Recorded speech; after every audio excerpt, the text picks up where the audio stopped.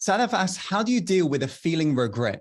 Thanks to the LMA course, many things have become clear, but with this, I've also become aware of lost opportunities in toxic environments. So Sadaf, great question. The best way to really overcome and deal with regret is to lean into the regret. Regret contains your mess. It's also your message. Yes. Within the message is the very message you got to accept. It's the lesson from life. The reason why we hold on to that regret and that sense of guilt, because we haven't fully processed it.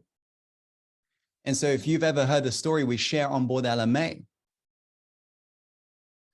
of Alfred Nobel, he woke up one morning, read a newspaper and found out he died. Yes, he found out he died, read it in the newspaper. If you're feeling confused, think about how confused Alfred Nobel felt.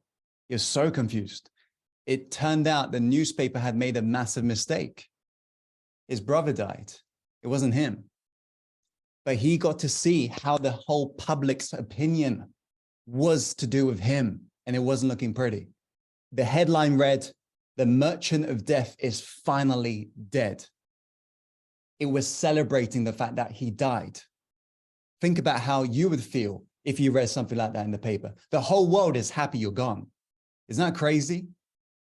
Do you think in that moment, Alfred felt pretty depressed and down? You bet. He actually sunk into deep depression, and he felt this emotion that we never want to feel, which is called regret. And he felt it so much because if you're unaware, his experiments, some of it was involved with explosives.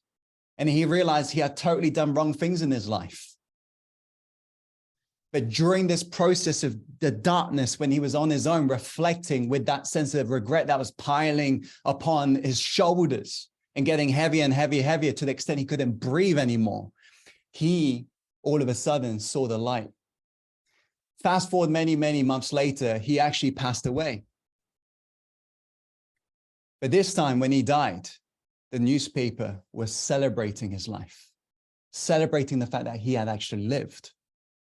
If you're unaware, Alfred Nobel donated majority of his earnings to funding research to better humankind. He created what's called, how many of you heard of Nobel Prize? To literally award scientists, doctors, the movers of our country, of our society, to help them and inspire them to persevere in bettering us. The chances are when you think of the Nobel Prize, Alfred Nobel, you're not thinking of somebody who's a terrible person. I mean, agree. The chances are when you're thinking of Alfred Nobel today, you'll think of somebody who has done good. Yes or no? Is this making sense? The reason Alfred was able to really turn his life around is because he processed that emotion of regret. Majority of us, because we've been brainwashed by Hollywood that says live with no regrets, and we have just accepted these beliefs because it's popularly preached, we are not able to actualize our life better. How many know what I'm saying? We're trying to avoid regret versus embracing the regret that holds our message. So what you want to do is remind yourself this. There is a message within that regret. Use that to really fuel the rest of your journey, the life story. And likewise with any story, it never matters how you begin it. It always matters how you end it.